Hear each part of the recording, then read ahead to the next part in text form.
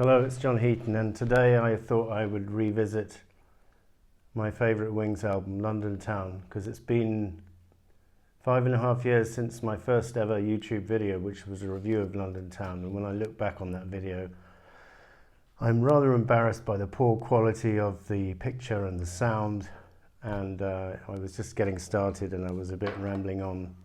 Hopefully I've become a little bit more efficient in my videos in the intervening years, but this album's always divided opinion amongst people. Some people love it, some people don't, and the same goes for the tracks. Some people love certain tracks and dislike others, and vice versa. It's very strange in that respect. It came out March the 31st, 78, so it's funny to think that 42 years ago I just bought it and I was getting into it for the first time. By the way, before I get started, I just listened to a McCartney interview with Howard Stern, recorded a couple of days ago, or maybe 3 or 4 days ago, during the lockdown anyway. Very interesting interview, and some interesting questions asked by Howard Stern, which, you know, is quite refreshing. He talks about the new Let It Be, which is coming out soon, obviously, we hope. And he talks about George Harrison a lot. I'll let you listen to that. I won't spoil it for you. It's pretty interesting. So this album, where is it? I've got several copies to show you. This is the front cover. Started off in London, then they went to the British Virgin Islands, which is in the Caribbean, and recorded for a month there, then came back and finished it off in London. So I'm not sure if the album started off with the title London Town. In fact, I think it started off with the title Water Wings, which would have been a fairly disastrous title. So I'm glad they chose this one. The front cover is the photograph, black and white on the front, and then the back cover is pictures of Paul, Linda and Denny from the Virgin Islands superimposed onto a colourful view of London, the same Tower Bridge there. So that was that. Not particularly well done, the cutouts there. Doesn't look like a proper photo, and it isn't a proper photo, it's superimposed.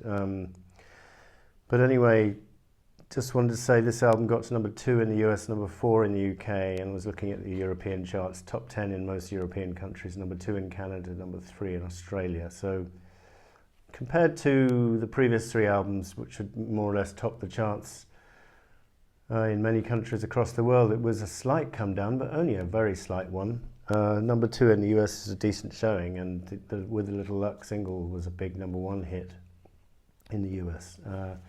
So the album came with the poster, which is, I've got several copies of this album, which I'm going to go through in a minute, but most copies have got the poster, or the poster is on my wall, or on my kids' wall, should I say. It's not on my, this is my original poster with the blue check marks. Not sure if I'm going to open it all the way up, but it's got the collage from the Virgin Islands on the back, and then the famous portrait of Paul, Linda and Denny on the front. And this was on my wall for a good 1.5 years at the time, alternating. I used to alternate between the 2 sides, and was very nice to have a poster, very nice to have the words with the attractive London Town bridge design there. Full musician credits. Doesn't tell you exactly what Jimmy McCulloch and Joe English played on. They did leave the band by the time this album was released, but one could more or less tell, and since I've done subsequent research and found out which tracks they were not on, I think. So nice label design, more or less the same label design in every country. I've got several versions of this album. I just find it a really laid-back, whimsical affair. Yes, it doesn't rock too hard, with 1 or 2 exceptions, but I think that's not a bad thing, and I would pair this album with the self-titled George Harrison album. Those two very, very much the same mood and more or less the same period, and I don't think there's anything wrong with that laid-back, relaxing style. So I've also got the sheet music to show you, which is interesting. for a few reasons. One, it's got the reproduction of the record labels there, the B-side, and then at the back the A-side, which is always nice to have. They're not actually cutouts. Then we've got extracts from the poster throughout the book here, and then of course the sheet music and some various images of London. This is quite a nice combination of the front and back cover there, and then quite an amusing picture of a London taxi with Paul, Linda and Denny inside. Quite amusing. And then more stuff from the poster, and then and I've tried to learn a few of these songs on the piano. Some of them sound better than others. London Town's a good one to play on the piano with a little luck, sounds good. Some of them are more guitar songs, but I was listening to a podcast called Paul or Nothing the other day, and they were doing a review of London Town, and they said that a postcard was also included in the album at the time, but well, it wasn't in the one I bought or any of the subsequent copies. I've since seen that was some promotional postcards available for London Town, but I'm not sure if that was part of the press kit or how they were distributed. I don't recall it coming free with the album, but if any of you out there did get a postcard, let me know in the comments, because I'd be very interested to hear that, or even get my hands on one, or if it was a set or whatever it was. So British Virgin Islands recorded the most part over there on a boat, and the band got into all kinds of difficulties over there. They had engineers falling down the stairs and twisting their ankle, and they got busted for pot once, I think, hence inspiring the song Wanderlust, which came out on Tug of War, which was a kind of tribute to those times, I think. So they were out on the boat in the middle of the harbour, or out to sea. I don't see how they were doing any harm to anyone. I don't see why they shouldn't have been able to smoke whatever they wanted. But anyway, the police, the coastal guards did come knocking on their door a couple of times, I think. So the story goes. So that slightly spoilt the party, but by all accounts, it seems to be a happy period. Paul refers to it as a happy period in his career, although strangely he hasn't. I was going to wait for the archive release of this album to re-review it or reassess it, but we could be waiting years for that, particularly not just because we're in the lockdown, but because he seems to be viewing London Town and Back to the Egg as very much the lowest in his priority, which I just can't understand, because we're dying for those albums to come out in expanded format.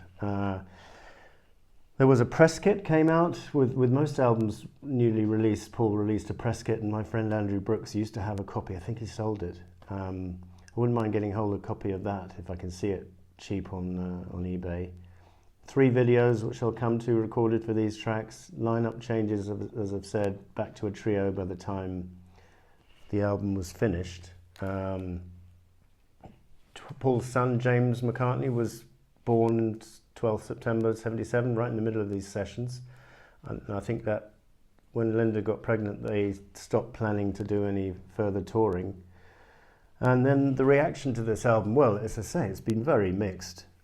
Reading a few reviews, and I do remember at the time Wings not being a particularly trendy band to be into, and so quite surprised to see this. This is a superb book of all the NME articles and reviews from the 70s, and Harry Doherty reviews this album in NME and is for the most part pretty complimentary, so that was quite interesting. By the way, this shot of them playing fish, eating fish and chips, there's a video of the London Town song with footage of Paul, Linda and Denny with the press on a boat, eating fish and chips, smiling, waving to the camera. And it makes for a really good video, far superior to the one which was actually eventually released, which is not their best video, shall we say, although it's interesting. I quite like seeing it because of Linda's wings, earrings and various other things. And when Paul released all his videos in that McCartney collection, he chose a few to do the commentary on, and that was one of the videos he did choose to do the commentary on. So, and Victor Spinetti is in the video, so it's quite interesting. But check out that other one with the fish and chips.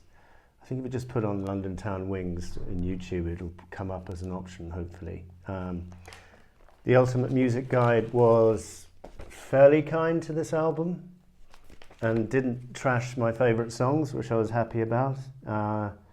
Even gave 5 stars to Don't Let It Bring You Down and With a Little Luck, which I was also happy about. But inevitably one doesn't always agree with their assessment. The Carr and Tyler illustrated record is fairly dismissive of this album, but it does at least acknowledge the list of styles and modes is virtually without end, and a tribute, if not to his sense of purpose, then to his total mastery of the techniques of making an album. But then it gets negative. It all sounds so easy, so polished, so glitzy. So that's not very positive. But as I say, I remember most of the reviews at the time being quite negative. So I was happy to see a couple of reviews being more positive. This podcast I was listening to the other day slags off 3 of my favourite tracks on the album, which are the first 3 on side 1, and then gets very enthusiastic about some of the tracks on side 2, which I'm less keen on. So horses for courses. David Jenner, if you're watching, don't walk out of the room in disgust when I'm about to show you all my versions of London Town. This is my original UK version. Got the Mull of Kintyre single in there, and this you won't be able to see it, but this is signed by Linda, Paul and Denny. This is my Greek version. This is my US version, which is in very nice condition with a perfect mint condition poster. Then we've got my Italian version. So similar, very similar packaging, but you can just see made in Italy on the back, and this one's Pathmacone, made in France. A very nice condition, French copy. And whenever I see a second-hand, decent condition copy for a tenner or something, I'll pick it up, because I can't get enough copies of this album. As you can see, this is my son's Dutch copy. So nice to see that. And then this my other son's Indian copy. So that makes about 7 copies if I counted correctly. And then just going through the tracks. Well, I love the title track. I know everyone doesn't, and the video is not fantastic, but I find it very uplifting, and the melody I think is superb, and I don't care if some of the lyrics are a bit silly. Accosted by a Rosa wearing a pink balloon upon his foot. It's just whimsical, and I think one review said Paul seems to inhabit a different planet from this one on most of the tracks. Well, maybe that's a good thing. Cafe on the Left Bank divides opinion again. It's quite heavy on the synthesizers, but I think Paul delivers a very solid bass line and a pretty strong hook, and some good strong guitar playing from Jimmy McCulloch, his kind of swan song for the band on that track. I'm Carrying, I think, is one of the most beautiful ballads of his career. I know not everyone likes it, but I think it's top drawer. George Harrison thought it was sensational. Backwards Cover, Cufflink, quite a decent short medley of 2 tracks. Children, Children, a charming Denny Lane song with very noticeable harmony from McCartney in the background, which I think works really well. Playful, it's all about fairies and stuff, but who cares? It's uplifting, as I said. Girlfriend, he's singing in a falsetto. When I first got this album, I thought it was Linda singing, but obviously it's not. It's Paul in his famous falsetto, which he did in So Bad later on Pipes of Peace. He gave the song to Michael Jackson, but the Wings version is the definitive version. I mean, for one thing, Michael left out the middle bit about the river flowing and stuff. He left that out completely, inexplicably. But anyway, forget the Michael Jackson version. This is the one to listen to. And again, sentimental, commercial, yes to both of those things, but in a good way, in my opinion. I've Had Enough is the rocker on the album, or the strongest rocker. It was released as a single, only got to number 42 in the UK. I think it was a bit more successful in the US. I didn't used to like this track too much, but over the years, it's grown on me, and I think it actually cheers up the album, you know, with a bit of a stomping rocker. And I know, Andrew Brooks, you like this track, so I'm not going to say anything negative about it. I think it's decent enough. Carr and Tyler completely rip into it in this book. It's an illustrated record, quite amusingly as ever. With little luck, I agree with Ultimate Music Guide. I think it's a top five-star song, one of Paul's best of his entire career, and listen to the long version, not the edited single version, so that the album version's the one to go for, which was also the one on Wings' Greatest. I just think it's effortless in its melody, and I love the lyrics. You know, the willow turns its back on inclement weather, and if he can do it, we can do it, just the you and me. Yeah, sentimental, but I like it. So there. Famous Groupies. Well, the podcast I was listening to were raving about this track. I always thought it was one of the weaker tracks on the album, but again, the lyrics over the years have grown on me, and it's quite amusing, quite like it, quite a good romping folk song, play along, you know, around the fire or whatever. And good harmonies from Paul, Linda and Denny as always. And Denny Lane Deliver Your Children, co-written with Paul. 5 songs in this album are co-written with Paul. This one, Children, the title track, London Town, and the last 2 on side 2. And I think this is one of Denny's top 3 moments in Wings. And Paul is on superb form on the backing vocals. Name and Address is an Elvis pastiche, and it's okay, but it's not a standout for me, although other people seem to like it. Don't Let It Bring You Down. It's just wonderful, built around this simple riff, and Paul uses the entire range of his voice from the low notes on the beginning to the falsetto on the last verse, and wonderful electric guitar. I'm not sure who's doing that at the end, coming in at the end there. Maybe Paul, maybe it was Jimmy towards the end before he left the band, because this one was recorded on the yacht in the Virgin Islands. I think the ones which were recorded in London were mainly Backwards Traveller, Cufflink, and I'm not sure what Name and Address, I think, was recorded back in London, and I think they finished off a couple of the other tracks.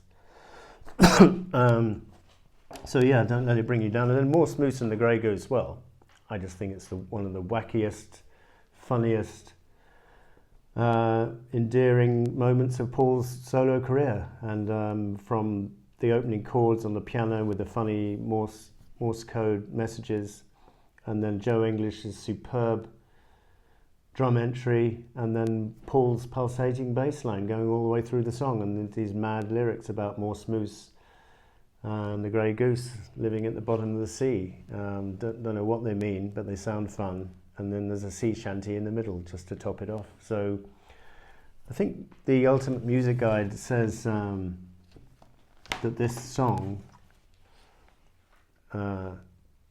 goes its own way in a fluster of disco drums and electronic effects, taking with it one of the most confusing albums of the 70s. Well, maybe confusing to some people. I think it's actually eclectic, wonderful, laid back, relaxing, Paul at his whimsical best, and hence it's my favourite Wings album and one of my very favourite albums of all time. And maybe that was something to do with the fact I was 14 when I first heard it, and it was practically the first album I bought with my own pocket money.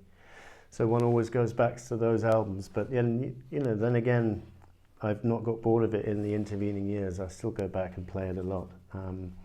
So that was London Town. Well, thank you for watching. I'll see you next time.